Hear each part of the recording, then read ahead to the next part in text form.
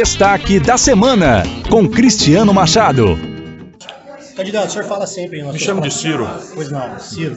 O senhor fala sempre em diálogo, o senhor acabou de falar aqui de conversas, etc. Os outros candidatos também da chamada terceira via também falam em diálogo, porém, nenhum admite, por exemplo, se unir realmente, definir, até mesmo abrir mão de uma possível candidatura. O que tem por trás disso? Isso é um ego político ou já pensando em questões proporcionais das próximas eleições, fundo eleitoral, etc, etc? O que realmente está por trás disso para que a gente, o senhor até falou obviamente a gente tem os prazos eleitorais, mas não acha que está demorando muito mesmo para essa definição? Os políticos gostam muito de fazer teatro, mais talvez do que os atores, do que os artistas da Globo. Os políticos gostam muito de fazer teatro. Eu não cultivo muito esse estilo, eu vou lhe dar uma explicação. Todos nós estamos bombardeados por pesquisas toda semana que querem antecipar para ontem o resultado de um processo que nosso instinto diz que ainda está por ser construído. Pode ser que a gente esteja todo mundo com o instinto errado, mas não é assim. Percebe? Não é assim. No Brasil, então, não é assim. Se você há 8 meses, há 6 meses das eleições de 18, nenhum de nós dava a menor bola para o cidadão chamado Jair Messias Bolsonaro. Nós todos, até por arrogância, né, falta de modéstia, nós dizíamos, não, isso aí não é possível, porque a gente conhecia o cara, um idiota, analfabeto, corrupto e tal, como é que vai ser presidente do Brasil? Foi lá, acertou a mão na crítica ao PT, levou uma facada, nosso povo é generoso, olha o que é que aconteceu. Então, a primeira grande questão é essa, cada um de nós tem um instinto de que essas pesquisas são um retrato de um momento e que a gente tem a capacidade de mudá-las. Isso o jornalismo não entende, porque vocês têm também o seu tipo de coisa, vocês estão angustiados de oferecer aos seus ouvintes, aos seus leitores, o resultado do filme. E nós queremos fazer o filme, cena por cena, vamos fazer as grandes viradas do enredo, cada um de nós acha que vai ser o cara.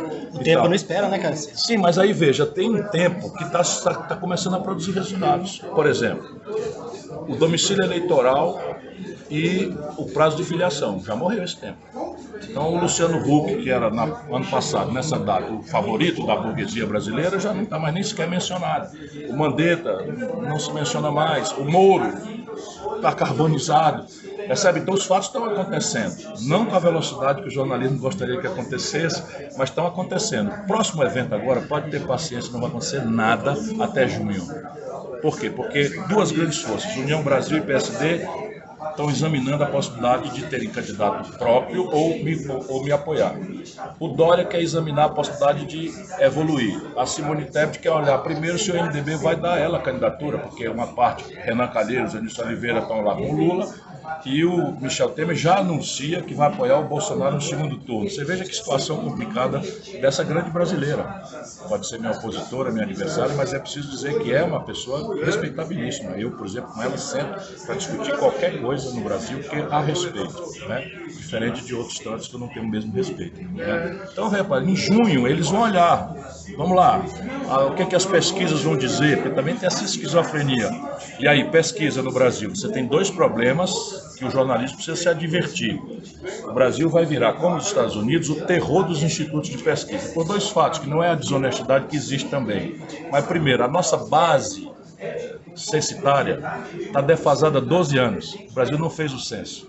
Então, todos os dados do IBGE são por amostragem da PNAD, e você não sabe hoje, porque o corte, por exemplo, da religião não é tradição no Brasil, mas hoje, por causa do que o Bolsonaro introduziu, os evangélicos estão votando de um jeito completamente diferente dos católicos. E se você não cortar a amostra com isso, já dá uma distorção importante, porque em Manaus a maioria do povo já é evangélico. No Brasil já chega a quase 30%, 27%. Então, só para dar uma coisa, a base censitária. A outra é que o TSE, muito aligeradamente, muito descuidadamente, inventou, nas vésperas das eleições de 2018, 2020 as eleições municipais, um aplicativo de celular que na prática transformou o voto do brasileiro de obrigatório em voluntário. Por quê? Porque antes, se eu não votasse, eu tinha que ir no cartório ou na sessão eleitoral justificar. Agora não, eu vou na praia e de lá eu aperto um aplicativo e digo, não vou votar, não posso ir, não quero ir, não me interessa, quero votar, acabou. Ou seja, o voto virou voluntário. O que é que aconteceu em Fortaleza? Depois você examina se eu tenho razão ou não. O Datafolha, o Ibope, os dois mais prestigiosos institutos, erraram por 18 pontos a pesquisa do sábado à noite, para o resultado de domingo à noite. 18 pontos contra o meu candidato, a favor do meu candidato. Meu candidato dormiu sábado, o candidato Sarto Nogueira a prefeito, dormiu sábado com 21 pontos de vantagem na pesquisa. Quando acabou a apuração domingo, terminou com 3,5%. Obrigado, gente. Deixa eu fazer aqui. Porque incorporou-se, fundiram-se com o PSL e o PSD. Só para dar exemplo prático, na eleição passada, recente, municipal, nós apoiamos o Calil, prefeito do PSD em Belo Horizonte, e lançamos o vice lá em Salvador, apoiando o candidato Bruno Reis, do DEM. Então já é um entendimento de uma aliança de centro-esquerda que eu cultivo culturalmente, teoricamente e na prática. No paralelo surgiu esse conjunto de candidatos. Esses dois partidos até há pouco tempo não tinham candidato, nem o DEM nem o PSD.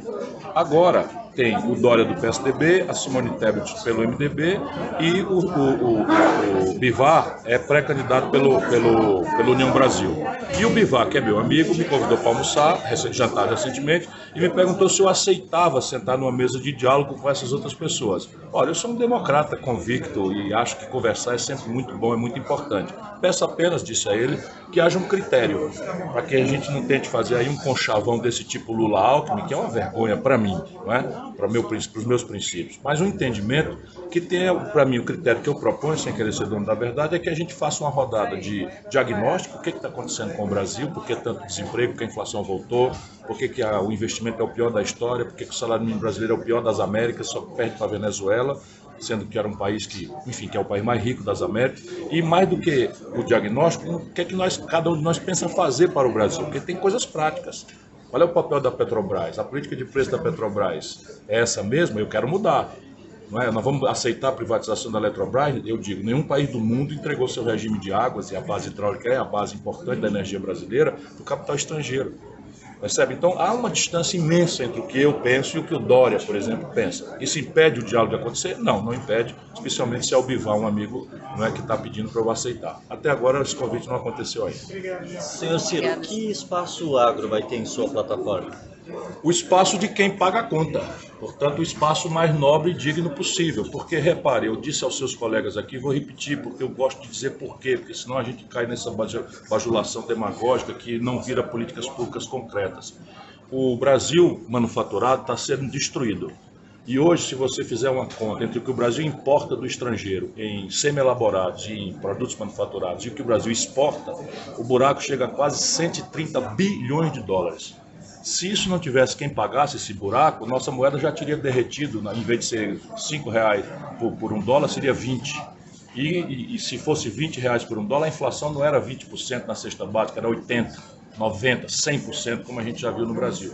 Quem é que nos salva dessa tragédia? O esforço daqueles que trabalham diuturnamente, acordando cedo, trabalhando até alta madrugada, não é, muitas vezes incompreendidos, insultados, desrespeitados, que são os agricultores brasileiros, os pecuaristas brasileiros. Qual é a grande contradição? A grande contradição é que uma fração minoritária persiste em práticas do século XIX ou do século XX, mal percebendo que estão matando a galinha dos ovos de ouro. Por quê? Porque a riqueza do agronegócio brasileiro não é o nosso mercado interno, é o mercado exportador. E lá fora, o mundo crescentemente, por honestidade de algumas atitudes e por pura esperteza, por exemplo, muitos europeus usam a questão da denúncia ambiental como uma espécie de neoprotecionismo para restringir as exportações brasileiras. E os chineses também estão entrando nessa, exigidos pelo mundo, uma tensão com os americanos. Os chineses habilitaram 23 frigoríficos recentemente nos Estados Unidos.